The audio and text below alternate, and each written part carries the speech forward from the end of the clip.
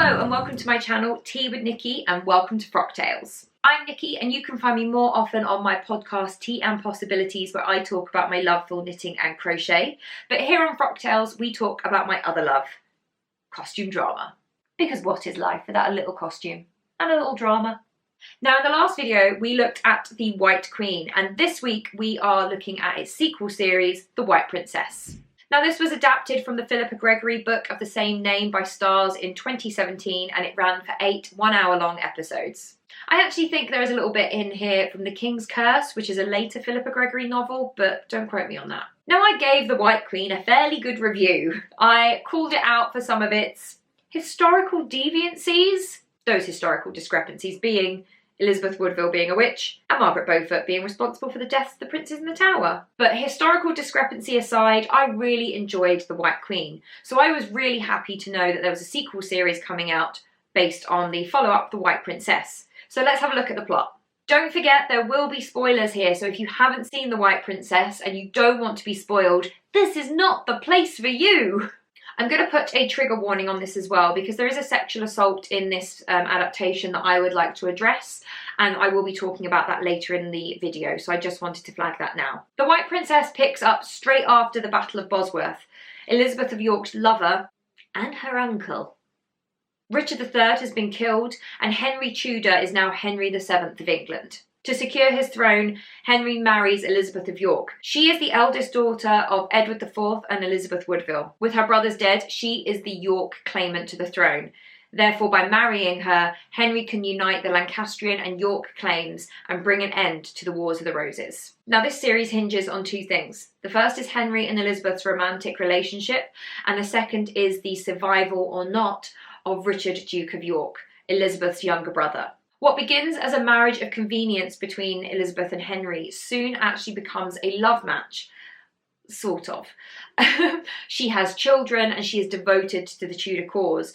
So when a young man comes to court claiming to be her brother, she understands the real destruction this is going to wreak on her family. And so eventually she has the pretender, who she believes to be her brother, sent to the block, along with her cousin, Teddy, Earl of Warwick. This clears the way for her son to take the throne. Now, what did I love about this series? I don't think that the casting was as good as in The White Queen, but I do think that Jodie Comer was a fantastic, fantastic Elizabeth of York. But are we shocked? Anyone who has seen Killing Eve or anything else that Jodie Comer has been in will know that she is an absolutely incredible actress. And so to have her in this role, absolute magic. Another standout for me was Rebecca Benson, who plays Margaret Plantagenet. She is the daughter of George, Duke of Clarence, and her younger brother Teddy is the son and heir. He is the Earl of Warwick, and he therefore has a claim to the York throne. Rebecca Benson does a great job turning Margaret Plantagenet from this trembling and terrified little girl who has seen her mother die and her father be executed. She is constantly in fear of her life and the life of her brother, because she understands that he can be used by the York cause. But then she grows into this woman who will turn on her cousin and do anything to save and protect her brother. She does an absolutely brilliant job. Jacob Levy-Collins does an okay job as Henry VII, but I think he struggles with a very patchy script. And frankly, he never gives off a truly kingly vibe. But maybe that's a good thing, considering that he took his throne by right of conquest rather than right of blood. Now, the story is a genuinely really interesting one. In Gregory's version, Elizabeth of York was in love with her uncle and had planned to marry him when he won the Battle of Bosworth. But now she is married to the man who is responsible for the death of her lover. But she falls in love with him, and she ties her fate up with his because of their children. And she ultimately turns her back on her family of origin. Now, if that isn't juicy, I don't know what is. There is also another element here where the Dowager Queen Elizabeth Woodville is constantly scheming. Her daughter is on the throne. She has heirs. But that isn't enough for Elizabeth. She's constantly scheming to find out what happened to her younger son, who she saved from the Tower and sent to Flanders. What happened to him, and how can she get him on the throne? It doesn't seem to compute with her that in doing that, she will disinherit her daughter and her grandchildren and possibly put their lives at risk. This is a woman who lived through the Wars of the Roses, and yet she cannot let go of her savage ambition. But honestly, this is where the show really struggled for me, because it doesn't really make sense of these very, very conflicting feelings and plots. There are just some things that are put in there that completely derail it, in my opinion, and that I can't get over. Now, Henry and Elizabeth's relationship essentially starts with sexual assault. It is a rape. Margaret Beaufort, who, if you remember in the last video, is an incredibly pious woman. We know how pious and devoted to God is Margaret Beaufort. We know that from The White Queen. And yet, in The White Princess, we see her encouraging her son to prove Elizabeth's fertility before he marries her. And this leads him to raping her. Now, I believe the script tries to turn that on its head by having Lizzie, when she realises what needs to be done, pulling up her skirt and saying, "Come on then, let's get this over with." But in my mind, that doesn't make this not an assault. And I think if you say that, well, she consented, therefore it's not an assault and it's not a rape, you're on very, very dangerous ground, because she isn't saying yes because she wants it. She is still coerced. And that, to me, is very, very uncomfortable when I am then expected to believe that they fall in love with one another. We're expected to see Henry as this romantic figure that Lizzie, of course, falls in love with and, of course, places above her family of origin. But all I can see him as is the man who raped the woman he was going to marry, a woman who would legitimise his claim to the throne. Doesn't sit well with me. There is also the fact that historically, Henry and Elizabeth were known to have had a very close and very loving relationship. There is no evidence, for example, that Henry ever cheated on her. So the whole thing, to be honest, just leaves a really bad taste in my mouth. He is either a rapist or he is a romantic hero. He cannot be both. Later in the series, we meet the Pretender. Now, we are led to believe that this truly is Richard, Duke of York. He has the backing of his aunt in Burgundy and the King of Scotland, who marries him off to his cousin Catherine Huntley. Catherine and Richard are absolutely and completely in love with each other. Henry decides, when they come to the English court, to upset, to anger. I don't really understand what his motive was, but he's trying to annoy Richard, Duke of York, or Perkin Warbeck, as he is known in the adaptation. So Henry tries to upset Richard by having an affair with Catherine Huntley, but Catherine isn't interested in Henry. She's very much in love with Richard, but she goes along to these dinners and things that he has with her in order to plead Richard's case. I didn't get it. I did not get it. I don't understand why Catherine thought that that was going to get her anywhere. Did she think she was going to convince him to give up his crown? Is Henry really in love with Catherine? I honestly don't know. In The White Queen, I understood the idea of Richard trying to discredit Elizabeth of York by making her look like a shamed and fallen woman. I don't really understand what Henry's goal is here. He is a man who is apparently very, very much in love with his wife, and yet he falls in love with this other woman. It was very, very confusing, because one minute they're completely in love and we're meant to buy this great love story, and then another time he's treating her like absolute rubbish and flaunting a love affair with another woman in front of her and not giving her any reassurance at all that it's all fake.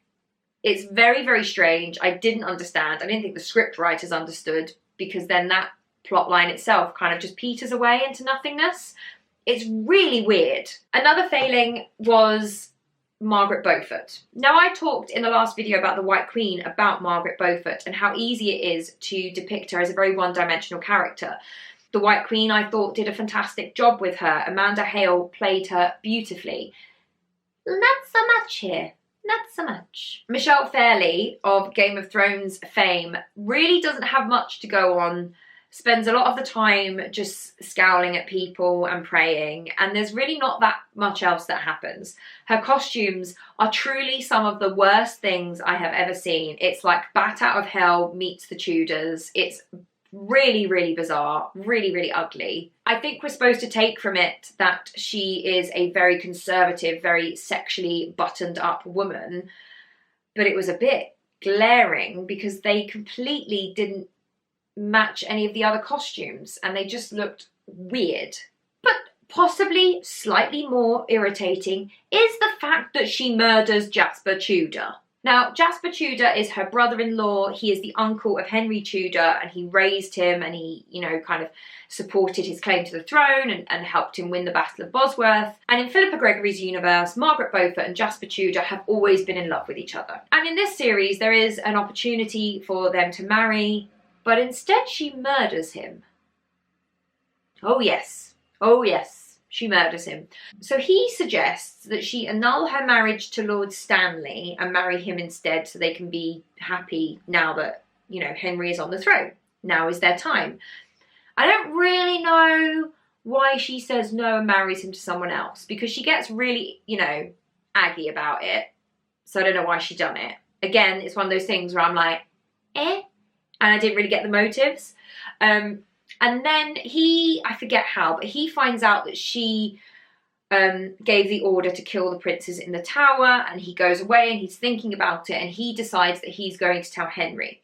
She cannot have this, so she suffocates him.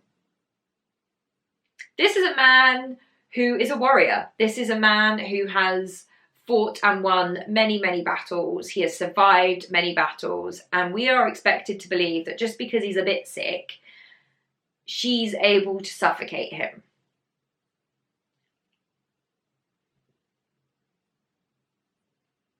I mean, according to Gregory, there is a hell of a lot of blood on Margaret Beaufort's hands, and I'm really not sure what Philippa Gregory has against Margaret Beaufort. Like, why do you hate her? Why are you so obsessed with making her a villain? I don't get it. I mean, then of course, we have touched on Margaret Beaufort's costumes, and I think they were the worst in the entire show, consistently so.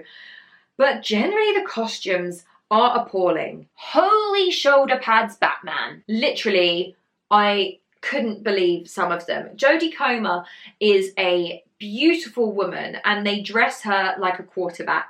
It is the most bizarre thing. She's got these, there's one outfit in particular, you will probably know the one I mean if you've seen it, that's kind of turquoise with gold. And it has got the most enormous shoulder pads.